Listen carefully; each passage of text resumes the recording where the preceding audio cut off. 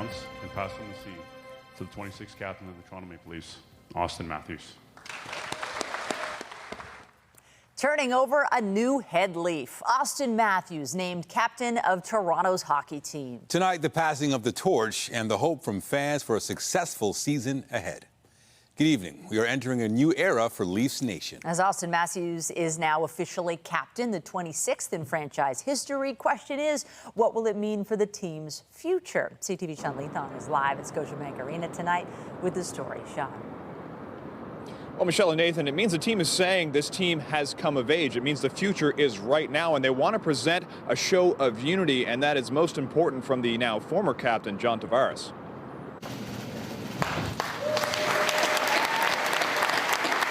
In a moment, the torch was passed from one Leafs captain to another. Auston Matthews taking over for John Tavares as the team's on-ice leader. The time was now for him to take charge and be the captain and be the leader of our club, and how ready he was for it, and that he's got my full support. Matthews is the 26th captain in Leafs history, having found out through a phone call with Tavares weeks ago. After he kind of let me know and everything, I told him I was like shaking, I had chills, and it just means the world to me, and I look forward to continuing our journey to obviously get to the top of the mountain and win the Stanley Cup and bring it back to Toronto. Since being drafted by the Leafs first overall 8 years ago, the 26-year-old has become an elite player, winning the league MVP and 3 Rocket Richard trophies as the NHL's leading goal scorer. Tavares has been captain for 5 years. The now 33-year-old's role is changing, with Matthews taking over as the club's primary scorer. Tavares showing his support, with all 3 of his children showing up today in Matthews' jerseys. It's meant the world to myself and my family, and everything I've shared with them has been phenomenal to share this moment as well. And the way my boys have gone to know Auston and like all the other guys on the team, it's been amazing. So, yeah, great to just show my support. According to GM Brad Treliving, he began talks with Tavares about making a change early in the offseason. From the moment it was raised, he understood. And he, I don't think it was, as he said to me, he knew at some point this day was coming. Mark Masters from TSN says the fact that Tavares was involved in the process has helped. Of course, it has to be tough to give up the captaincy. It meant so much to him and his family, but this is as seamless a process as this sort of thing can be. For Matthews, this is another step in his evolution with the team that drafted him, having signed a long-term deal to stay in Toronto, coming off his best season ever. We're now drafting players that had posters of Auston Matthews up on their wall when they were little kids. So Auston has that ability that he is. It's not something that he has worked on. It's just something he was born with. People want to follow him and are drawn to him. And one former first overall pick who went on to become Leafs captain had some advice for Matthews. Don't change, just be yourself. That's why the guys want to follow you, and hopefully he can have some luck and he can go a long way. And one more bit about the symbolism of John Tavares' kids wearing those Matthews jerseys. When John Tavares was named captain 5 years ago, the first jersey he saw with the C on it was one that his infant son at the time was wearing. So now wearing Matthews jerseys shows that unity they want to put forward, deep in symbolism. Reporting live, I'm Sean Leathong. Nathan, Michelle, I'll send it back to you. Thanks, Sean. It's an end of summer tradition in Toronto, but could the future of the CNE be uncertain? Proposed developments on and around the exhibition grounds has officials concerned. It comes as they unveil what's on tap for this year's fair. CTV's Scott Lightfoot joins us live with all the details. Scott. Well, Nathan, last year 1.6 million people came and checked out the CNE. This year they're hoping they can top that number. There's no shortage of activities, concerts, events, and interesting foods to try. The question is, what does the future of the CNE look like? From deep-fried crab on a stick. We have the Karage soft-shell crab with a sriracha mayo, and we have the mac and Cheetos popsicle with a cheese sauce. Why? Why? It's once a year. 2 cheeseburger spring rolls, tater tots with Spam, even a butter chicken lasagna.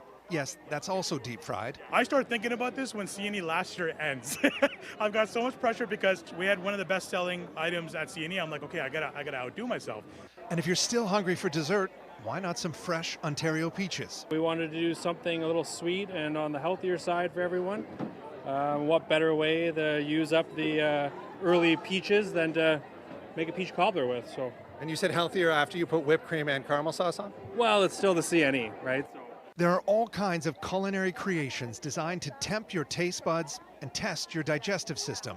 For many, they are the highlight of the CNE each year. We had 1.6 million people last year. They said one of the first places they go is the food building. Along with the food, there are also the other expected elements at the X. Last-minute setup is underway on the rides and midway activities. There are also a number of exhibits meant to draw people in, from skateboarding and BMX demonstrations to the air show. We're always looking for ways to change. For many, the Canadian National Exhibition is an annual end-of-summer tradition, a last hurrah before the return to school. It's going to be 192 acres of nothing but fun and food. But that could soon change. The provincial redevelopment of Ontario Place to allow for a private spa could see a parking structure built on the exhibition grounds. First of all, that does very little to help with connectivity to Ontario Place because it's quite a distance away and not sheltered, particularly during the winter months. But aside from that, anytime you put something on the grounds above ground, number one, you should be looking at trying to have architectural integrity with what this site is about. An expected expansion of Hotel X would mean further alterations to the site. Even the future of the food building itself is in jeopardy with a lease that expires in several years. We recognize that it has to be redeveloped because you're going to have the Ontario line, you're going to have extended transit on that side, but it needs to be done in a way that continues to preserve what we do. But what they do and how and where they do it is something CNE officials are now grappling with, trying to determine what the future may hold for this 145-year-old institution and the grounds on which it has always operated. Well, I think it should be done with imagination. There should be curation and a holistic view of what the site's supposed to be about. And CNA officials say they hope they will have a seat at the table. They really want to be involved in the discussions going forward about what happens to these exhibition grounds. As for this year's edition of the CNE, as you mentioned, it starts on Friday, and as it always does, it runs right through until Labor Day. Reporting live on the exhibition grounds, I'm Scott Lightfoot. Nathan, back to you. Thank you, Scott. Also tonight, calls for an apology after Premier Ford made a joke at the grand opening of a state-of-the-art new animal hospital. What he said and what's being said about it in just a few minutes. But first, a live look outside on this Wednesday night. What an evening to take in the sights and sounds of our city. We've got the sunshine, we have the warmth. Jessica Smith is here with all the sunny details. Jess. It is a fantastic end to the day. High pressure really has done its job, keeping us nice and clear as we wrap up our Wednesday, and even nicer into the day tomorrow with that low humidity, making for another beautiful day to spend some time outdoors. Not much in the satellite radar picture for central and southern Ontario for at least today and tomorrow. Temperature-wise, around the Golden Horseshoe, still in that mid-20 range, feeling into the 30s, so it's that sweet spot where it's warm, but it's not too hot out there. Over towards the island through Pearson, lots of sunshine, a little warmer through Pearson, but overall it is a fantastic end to the day. Tonight, just above that seasonal mark, winds become northerly again, so helping to kind of cool things down a little. Overall, not too bad. Coming up, your full forecast right now. Back to Nathan and Michelle. Thank you, Jessica. We turn to the latest on the search for a missing Markham woman. Family and friends haven't seen Yuk-Ying Mui since Friday, and police say her disappearance is suspicious. CTV's Mike Walker has the latest. York Regional Police continue to guard a Stouffville farm in their search for answers into the disappearance of Yuk-Ying Mui. An investigator was seen this morning going to the back of a house on the property that neighbors say hasn't been occupied for some time. Police believe Mui was due to visit here on the day she went missing. Nearly a week now with no answers, concern is mounting in the community and at the Richmond Hill Plaza where Mui's office is located. I'm worried about her, so I hope she can find as soon as possible. Yesterday, police conducted an extensive search of the farm near Kennedy Road and Van Dorf Side Road that included divers scouring large ponds on the property. Police tell CTV News search and rescue teams were cleared after nothing significant was found. The fact that they're searching this rural area is interesting because they've either got a cell phone blip of some sort from her phone or they've got a witness account. But with police remaining here today, former OPP Commissioner Chris Lewis says there may be a clue here into Mui's disappearance. They're either covering every single base they can. The other option is still that they've got some reason to believe she's in that area, hopefully alive, obviously, that's the goal. And they're just searching every nook and valley and crevice they can possibly find. At this point, investigators haven't suspected foul play in the 56-year-old's disappearance that they deem suspicious. The very fact that it's out of character for her to not speak to her family on a regular basis is enough to cause concern for her family and for police. Mui was last seen by family at her home in the Warden and Baycliffe area around 9:30 Friday morning. Her vehicle was found that same afternoon in a medical center parking lot near Warden and Finch. A successful real estate agent and mother of two, who friends say was an active member in the community supporting a number of charities. Mui was recently ranked Century 21's 19th realtor in the world out of more than 144,000 agents. Real estate agents who work with Mui posting appeals on social media, writing her sons are waiting for her to come home. The farm police are focusing their investigation is about 20 minutes north of where Mui was last seen. The circumstances surrounding her disappearance remains a mystery. A fire has damaged the recently renovated Hazel McCallion Library in Mississauga. Officials say a couch in front of the library caught fire and spread into the building. The sprinkler system activated, which prevented the flames from spreading any further. Crews forced their way inside and put out the blaze. The cause is under investigation. A sad update to a story we brought you as breaking news last night. A construction worker who became trapped in a trench did not survive. It happened at a home in the Islington and Eglinton area. Crews were doing waterproofing work at the property when a trench collapsed. Officials were able to free the worker, a man in his 30s, but he died from his injuries. The Ministry of Labor is investigating. Toronto police have arrested a motorcyclist wanted for injuring an officer in a crash last week. Last Wednesday night, the officer was directing traffic on Lakeshore near Budweiser Stage. And that's when investigators say the motorcyclist struck the officer, causing minor injuries, before fleeing. 34-year-old Khalid Patrick Idris is charged with dangerous operation and failure to stop, causing bodily harm. Premier Doug Ford is in hot water tonight. It's over a joke he made at a newly opened animal hospital.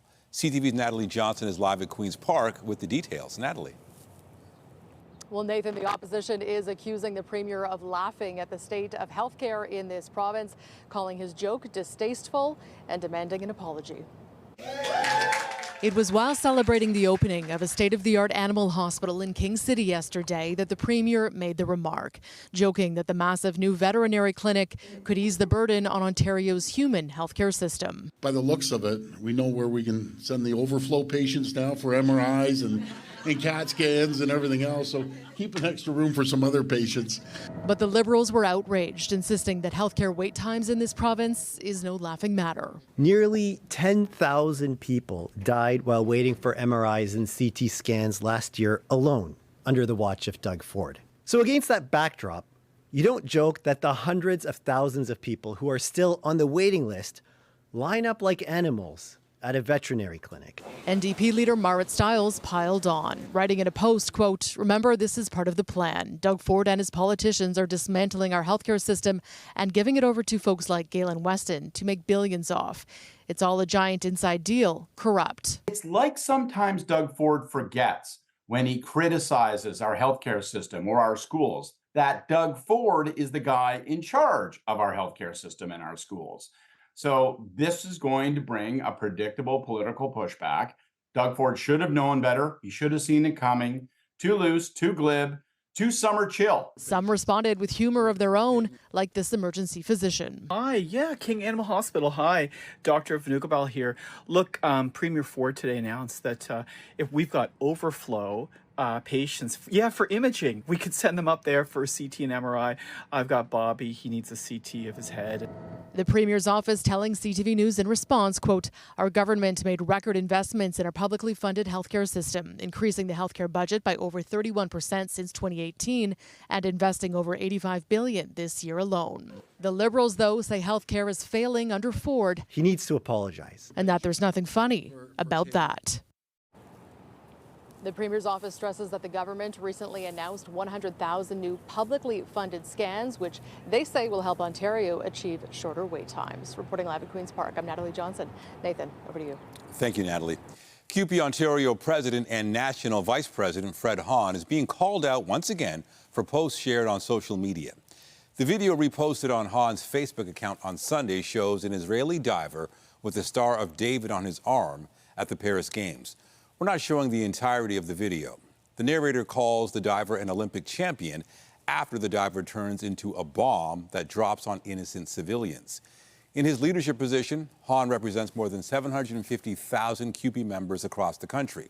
Tonight, there are Jewish CUPE Ontario members who say the post should be taken down and Han should apologize. I was horrified at the end. Like I literally started to cry at the time, and even just thinking about it makes me cry, because this is his view of Jewish people. It's become such an unsafe environment. They focus so much on geopolitical events and issues when they should be focusing on labor-related issues that impact the employees of Ontario. That's where their focus should be. I think it's up to CUPE to say to Fred Han, enough is enough. This hatred, this vileness, this toxicity is unacceptable from any member of CUPE leadership, and he should be penalized for this. Well, today, CUPE Ontario said Fred Han declines to provide comment about a post made on his personal Facebook account. So far, the union's national executive has not responded to our request about the social media post. Meanwhile, Durham police are investigating a suspected hate crime after a swastika was found burned into the grass at a Whitby park. Officers were called to reports of damage at Prince of Wales Park on Friday night. They reported finding a partially drawn anti-Semitic symbol, which has since been plowed over. Police are asking anyone who may have spotted someone carrying a blue container in the area to get in touch. Federal Immigration Minister Mark Miller says he's looking into whether a man accused of plotting a terror attack in Toronto should have his citizenship revoked. 62-year-old Ahmed El-Didi was arrested alongside his 26-year-old son, Mustafa, in July. The RCMP said they were in the advanced stages of planning a serious violent attack in Toronto. But looking a few years back, an ISIS propaganda video released in 2016 purportedly shows the elder El-Didi in an act of violence. Federal law allows Canadian citizenship to be revoked if it was obtained by providing false information or hiding relevant facts.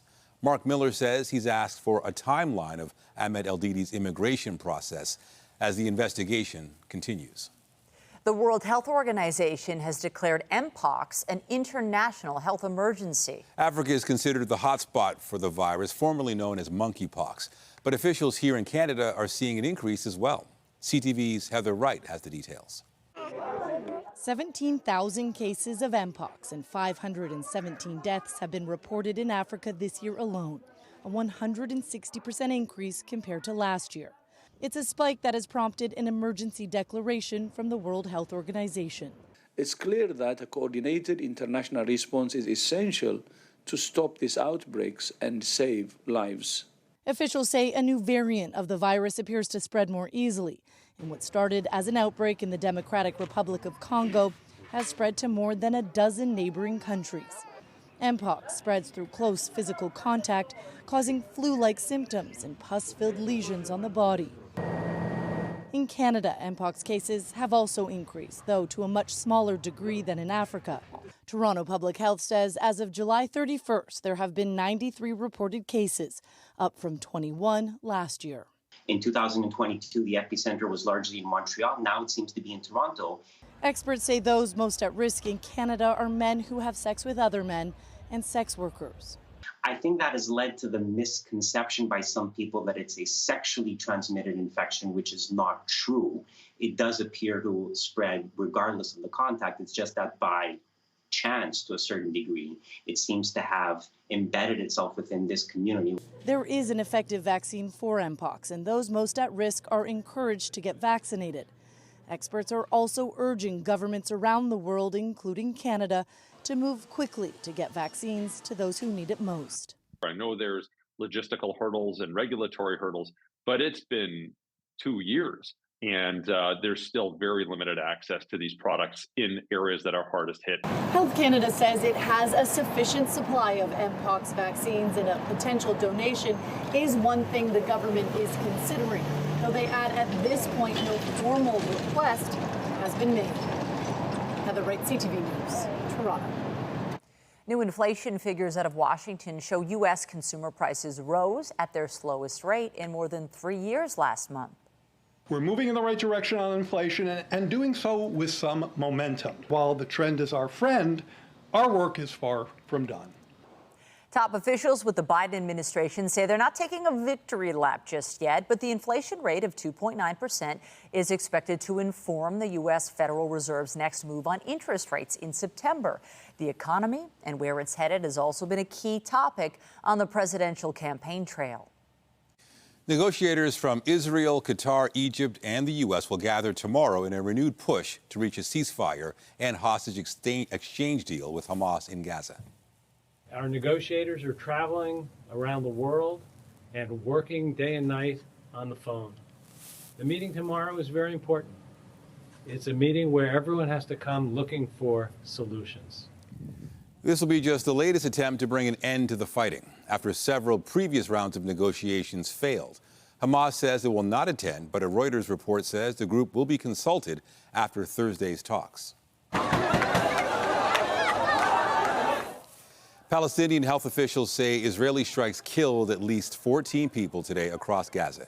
Israel has said it's hitting military targets in response to Hamas rocket fire towards Tel Aviv. Analysts have warned that without a ceasefire between Israel and Hamas, a wider regional conflict becomes more likely. The Kremlin is scrambling to hold off an advance by Ukraine as it pushes deeper into parts of western Russia. This comes as Ukraine's president asks allies to allow longer-range strikes on targets within Russia in response to Moscow's ongoing invasion. Here's CTV's Michael Couture. As the ground offensive continues, the propaganda war is also ramping up. Russia's defense ministry released this video of fighter jets reportedly over the Kursk region.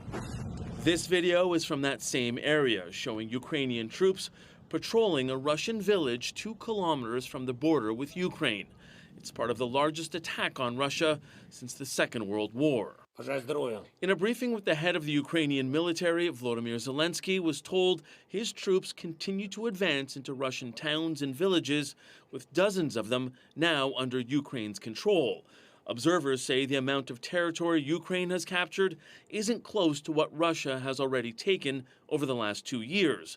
But Zelensky is sending a message to Moscow and the world. Which puts a lot of pressure back on Putin to control the message inside, draw some of forces away from the east that are attacking the Ukrainians. But most of all is to show the West that, Ukraine still has a punch. Russia is vowing to punch back. The Russian Foreign Ministry's special envoy says Ukraine's actions will mean a pause in peace talks. One lawmaker is calling the incursion terrorism and warning that the Kremlin will respond. Well, when I studied in the United States, the main rule was don't poke the bear. What the West is doing today, they are poking the bear. Despite that, 2 Western leaders and NATO allies threw their support behind Ukraine's incursion into Russian territory. Ukraine has the right to self-defense, and it's clear that they can do their operation in Kursk. CTV News has reached out to the Canadian government for comment on the latest Ukrainian offensive, but we've yet to hear back. Michael Couture, CTV News, Ottawa. The U.S. East Coast is bracing for Ernesto as the hurricane brings damage, flooding, and power outages to the 2 islands in the Caribbean. Atlantic Canada is also in the storm's path. Here's CTV's Joy Malbin with the very latest. From a tropical storm to a hurricane, Ernesto is now a Category 1. Wind and torrential rain pounded the Virgin Islands before taking aim at Puerto Rico, flooding streets, washing away cars, and knocking out power to 500,000 homes and businesses. Officials warning about dangerous floodwaters covering streets and causing mudslides. Schools and government offices closed. Residents asked to stay home. Ernesto is approaching Puerto Rico.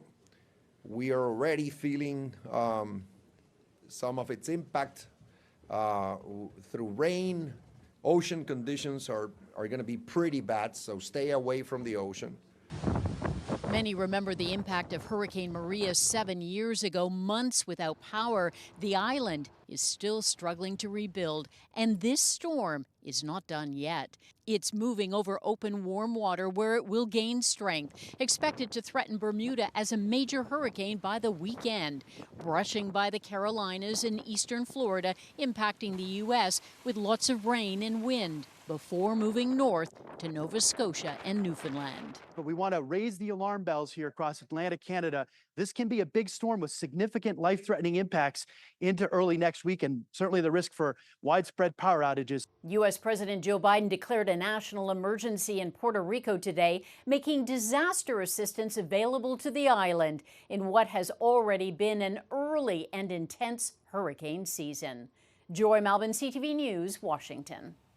Researchers have made a new discovery about the origins of one of the world's oldest landmarks. A new study published in the journal Nature says the stone lying flat at the center of Stonehenge originally came from a sandstone quarry near the tip of northeast Scotland. It's unclear whether the 4.8-meter slab was carried by boat or on land, a journey of more than 740 kilometers. For more than a century, it was believed Stonehenge's altar stone came from Wales. The many phases of building the site began around 5,000 years ago.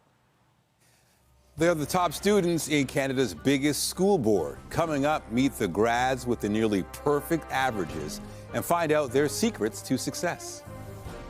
And I'm Pat Foran. Coming up on Consumer Alert, do you have a new driver in your home? Teenagers continue to be the most likely group to have an accident, which is why if you're buying a car, you want one with the latest safety features. And you don't have to buy new. I'll have my reports. That's just ahead. Another sunny day here in southern Ontario, including the GTA and the city of Toronto, but the hot spot still areas to the north, Moosonee at 32.3 degrees. Coming up, I'll have a full look at your long-range forecast. And stay with us. We have another full night of great shows for you right here on CTV.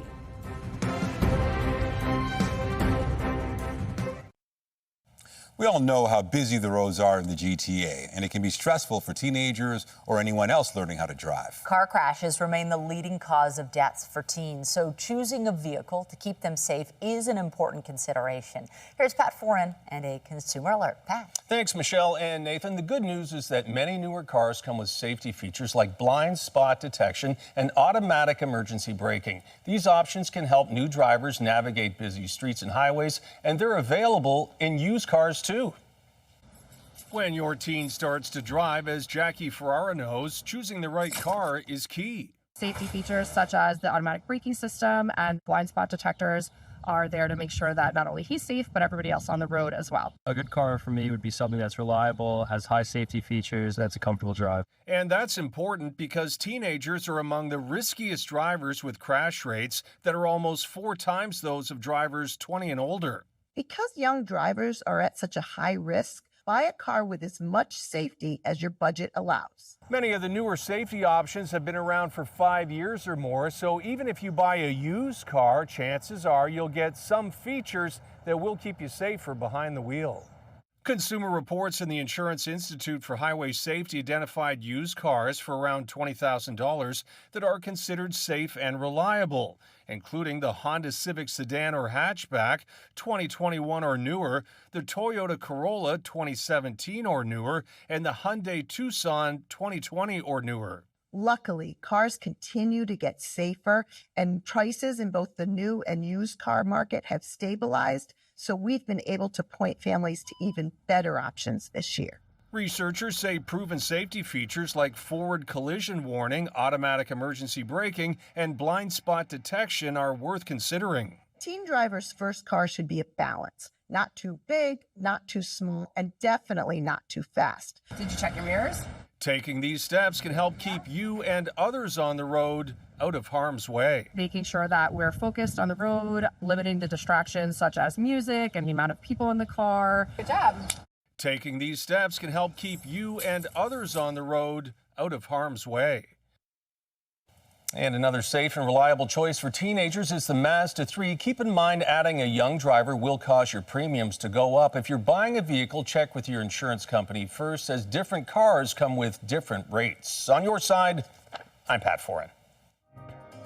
If you have a consumer story idea, email us at alert@ctv.ca. Take a look at the time lapse of the aurora borealis, also known as the Northern Lights. This was captured from the International Space Station today by NASA astronaut Matthew Dominic. The sun's magnetic field is at the peak of its 11-year cycle right now, and it's sent out at least 5 strong solar flares since Saturday. Those charged particles interact with the Earth's atmosphere and magnetic fields to create the light show in the sky, as captured in this video from the ISS. Always amazing to watch and see. It doesn't even look real, though. And a beautiful sight in space. And also down here on Earth, we had the sunshine, the heat, and we have another day of this, which I think is nice. We do, and we're getting to the time of year where the sunset is happening earlier and earlier, but sunset's my favorite color, so it works out really well. But we are holding on to this really beautiful forecast for the rest of the week, into the day tomorrow, and then things change a little into the weekend. Not a wash by any means, but a good idea to keep some of that rain gear handy. But right now it is beautiful outside, and it's been one of those days you just wanted to spend some time outdoors. We're looking at this brilliant sunshine sticking around right through till sunset, and then we're holding on into the day tomorrow. Overall, though, it's not too shabby. Temperature-wise, it's been kind of a seasonal day, and we had some people outside early on windsurfing. The brave souls out there getting their activities in a unique and different way, getting it on the paddleboard with 2 little kiddos there. Great day to be out on the water. And another one on tap as we head into the day tomorrow before a bit of a soggy shift takes place as the system pushes its way in. For now, beautiful. 27, it feels like 30, and that humidex is kind of within that more normal range, and we're looking at that for a good portion of central and southern Ontario. Northern Ontario is still a very different story. They're still kind of in that heat warning criteria. Tonight, very seasonal, sitting at 18, so just a bit above where we should be, but in a very comfortable range, and we're pretty much on par for that seasonal norm right across southern Ontario. Into the day tomorrow, 29, feeling like 31, a more southerly wind. So it's again in that sweet spot where we have the heat, but not that intense humidity. And that's the same for almost everybody. So it's a really beautiful Thursday. We are looking at a few scattered showers through portions of northern Ontario, but for the most part, high pressure keeps all that at bay as we head throughout the rest of our day today and into the day tomorrow before this low pushes in. Wide sweeping rain. It's not a wash by any means. We're not looking at any kind of torrential downpour, but it's a good idea to have that rain gear on standby. Through the rest of our evening and into the start of the day tomorrow, not much happening, lots of sunshine. Again, that high pressure really doing its job. It's not until the late afternoon that we see the cloud cover push in first, and then that system really makes its way across southern Ontario and across the Great Lakes. For Toronto, the downtown core, the bulk of this really comes in Friday, late afternoon, early evening. So again, not a wash of a Friday, but if you have evening plans, bring that rain gear with you. Looking ahead to the end of the week, we do dip down to seasonal for those daytime highs, but the overnight lows stay really warm. We don't lose any of that daytime heating. All that cloud cover kind of traps it all in there.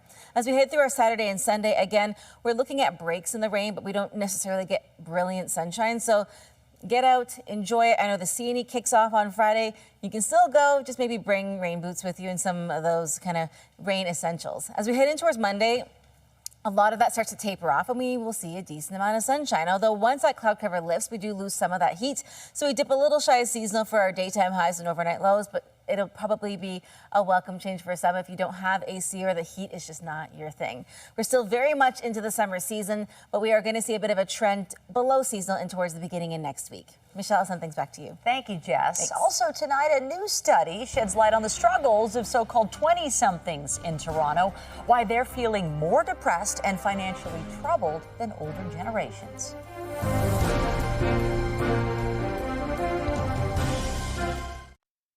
Particularly since the pandemic, concerns about finances and mental health have been in the spotlight among all age groups. That being said, a new study suggests Torontonians in their 20s are having a particularly rough time.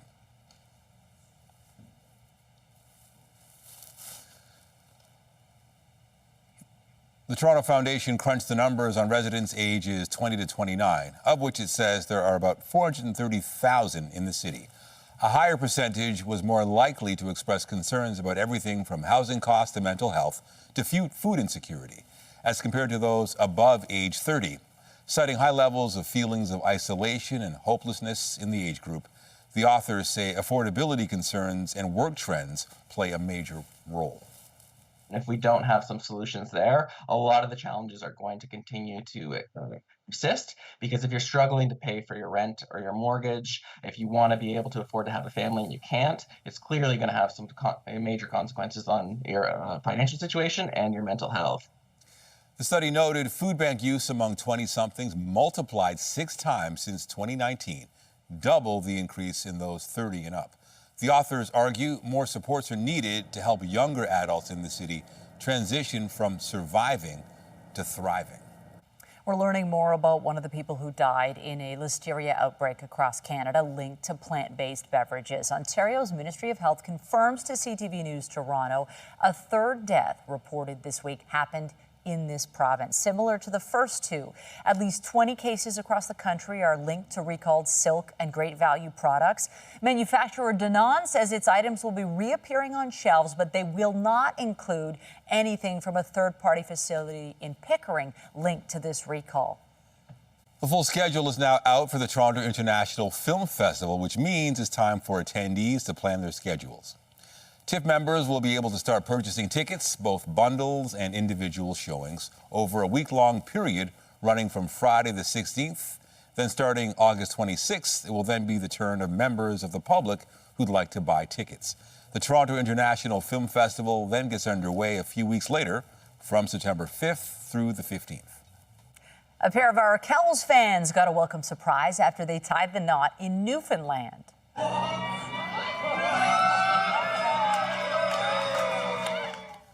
How about that? Frontman Max Kerman was staying in the same hotel where the wedding reception was being held, and he serenaded the couple. The Hamilton band was in town for a show this past weekend. Kerman decided to make an appearance at the reception after learning the newlyweds were fans but couldn't make the performance because it was on their wedding day.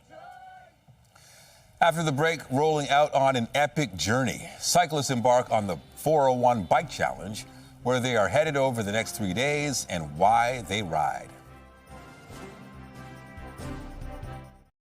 High pressure holds on as we head into the evening, keeping the sky clear, making for a beautiful forecast to spend some time outside. But the heat is sticking around, so make sure you hydrate. Coming up, I'll have a recap of your full 7-day forecast. He kind of let me know and everything. I told him I was like shaking. I had chills.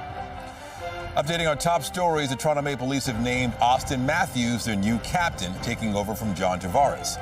Matthews was drafted by the Leafs 8 years ago and has become an elite player, winning the league MVP and 3 Rocket Richard trophies as the NHL's leading goal scorer. There should be curation and a holistic view of what the site's supposed to be about. As the Canadian National Exhibition prepares for another season, questions are looming over the future of the X Grounds as the province rebuilds nearby Ontario Place. As for this summer, visitors will be able to check out a range of new culinary creations and all the regular rides and attractions starting Friday. Doug Ford should have known better. He should have seen it coming. Too loose, too glib, too summer chill. And the Premier is facing pushback over a comment he made at the opening of an animal hospital. Doug Ford joked that the massive new clinic could help ease the burden on the healthcare system. Opposition parties said hospital wait times are no laughing matter. In response, the government said it's made record investments in healthcare. Remember to keep up to date day and night through our website, ctvnewstoronto.ca, and by downloading the CTV News app. On the markets, the Canadian dollar traded down slightly to 72.91 cents U.S. Crude oil fell 96 cents a barrel to $75.84 U.S. And the TSX Composite Index rose by 141 points to 22,760.01. The Business Report is brought to you by Canadian Western Bank, the bank built for business. Since the storm, teams across WestJet is extending a stretch of flight cancellations after its fleet was damaged in a hailstorm last week in Calgary. The airline says 16 planes are still out of commission after the storm. It's called in additional maintenance engineers and staff, but says safety inspections and repairs will still take several more weeks. On average, 50 trips per day are being called off, affecting more than 20,000 customers. A group of cyclists has kicked off a days-long journey from Toronto to Montreal in support of children's hospitals. Participants pedaled from Sick Kids Hospital to kick off the 19th annual 401 Bike Challenge. 23 cyclists are splitting a 580-kilometer bike ride over 3 days with plans to reach Montreal's Children's Hospital on Friday. It's all to raise funds for the pediatric oncology units at both hospitals. The challenge has already raised more than $3 million over the years. Before they set off this morning, riders shared their thoughts about the challenge ahead. We've had a good night's sleep last night. We all met downtown and we had a nice dinner as a group and had a good night's rest. Just meant to be right. Like all the riders have been training pretty much all summer for this ride. First year I was scared. After that, it's a little easier because you know what you're up against, but it's nothing compared to what these kids are up against. So even though it's painful, your butt hurts, your arms hurt, your arms are almost asleep, these kids go through chemo, they go through radiation. And you can find more details on the fundraiser and the route the riders are taking at 401bikechallenge.ca. The Blue Jays will go for the series sweep tonight against the Angels in California. Swinging a drive right field. That's going to get down and go to the wall. Last night, Will Wagner, who had a 3-hit debut Monday night, went 2 for 4, including a first-inning double that scored 2 runs. Vladdy Guerrero Jr. had a solo shot in the third, his 24th home run of the season, as the Jays led the Angels all the way in a 6-1 victory. George Springer in the face of the home plate umpire, Manny Gonzalez, and he has to be restrained by his manager. Things did get heated, though, in the 7th when outfielder George Springer got ejected. It was over a replay review ruling. Springer was not hit by a pitch. Springer then got into an argument with the umpire over it. The outfielder said he was in shock at the call. According to Major League Baseball, the replay official could not definitively determine the ball hit Springer's foot. We have an update to a story we brought to you last night about a young man and his friend who went on a fundraising walk from Toronto to Niagara Falls. Argos GM Michael Pinball Clemens and his family saw it and decided to help. What you have done for the young people in your neighborhood is outstanding. Diane Clemens posted to her Instagram account that their foundation would match donations with a minimum of $5,000.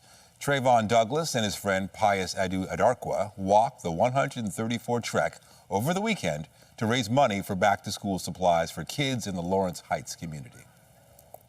Just ahead, what does it take to get the highest overall average of an entire school board? We catch up with the TDSB's top scholars to talk about their 99% averages and what it took to make the grade in a big way. Tonight, shining a light on the plight of puffins. Putting all this effort into finding the birds and releasing them back into the environment does give them a second chance. Why there's a rescue mission to save the seabirds. Later on CTV National News. And a reminder, the CTV News at 6 podcast is available as a download every weeknight, and a special hello, everyone, to those of you listening to the newscast live on News Talk 1010. The halls of most TDSB schools may be empty right now, but we end our show with some inspiration, make that, for kids heading back to class. Today, educators celebrated students who truly excelled last year, earning them the title of the school board's top scholars. CTV's Janice Golding reports. Travis is a TDSB top scholar, which means they have the highest marks overall in grade 12. Some special recognition for some very special TDSB students today. Honestly, I do think that anyone is capable of achieving these marks as long as we put in the work. These young women, the top 3 students graduating from grade 12 this year, all achieving in the upper 99% range. Still, as they explain, it takes a lot of hard work at times. So I remember every day I'd come home, spend maybe like 4 hours on homework, get a few hours sleep, wake up, sometimes like 6 in the morning, study a bit more if I had a test, and then, go to school. Before the exams, I was studying around like 8-10 hours a day. But before that, it was pretty balanced. I would say 1 to 2 hours a day. Maybe somewhere between 2 and 4, unless it was like really special circumstances. Alina Tabrizi's parents, who are both doctors in their native Iran, say they only arrived in Canada 4 years ago and never expected their daughter to do so well. We are trying to get back to practice here, but when we came to Canada, I couldn't imagine that she can doing so much. Meanwhile, Emma Bridgelal Nakahara's parents had a lot of praise for virtual schooling. Every parent wants their child to flourish, right? So virtual school gave Emma that opportunity, and virtual school has grown up a lot. I think some of us started seeing it during the pandemic when everyone was just trying to figure things out, but now the teachers are amazing. The TDSB Sherry Schwartz-Malt says this is always her favorite call to make of the year. In the case of one of our TDSB top scholars this time, the father, when I called him, he broke broke down crying, and I was crying. And these ladies' elated parents say they're very encouraged about the future. We are not worrying about her future. You will know that she will achieve whatever she thinks for, and she will be successful in the future. So what do these teens have planned next? I really do want to become a doctor. So I do want to pursue finance in the future. And I want to study conservation, public policy, and creative writing. Lofty goals, but if these teens have proven anything, they're high achievers who aren't afraid of putting in the work. Janice Golding, CTV News. Congrats to the kids. I wonder, are they studying for the summer or are they having fun? I hope so. they're having a bit of fun. What bright futures they have, and the sky's looking bright this hour. This is a nice evening. It is. I feel inspired. The sunset is beautiful. It's fantastic. And we're looking at this forecast, really holding on for at least another day before things change just a little as we head in towards the end of the week. But for now, we have an A+ forecast. A nice, brilliant, clear sky as we head in towards the evening, and temperature-wise, really comfortable. 27, feeling like 30, and as we head in towards the day tomorrow, really beautiful before a bit of a shift takes place. Some unsettled weather Friday, Saturday, Sunday, but overall not too bad. Thank you, Jess. That's it for us, but be sure to join Morella Fernandez tonight at 11 for CTV National News, followed by Zoraida Allman with your next local newscast at 11:30. In the meantime, our coverage continues anytime on CP24 and online at ctvnewstoronto.ca. For Jessica Smith and the whole team here, thanks for watching. Have a great night.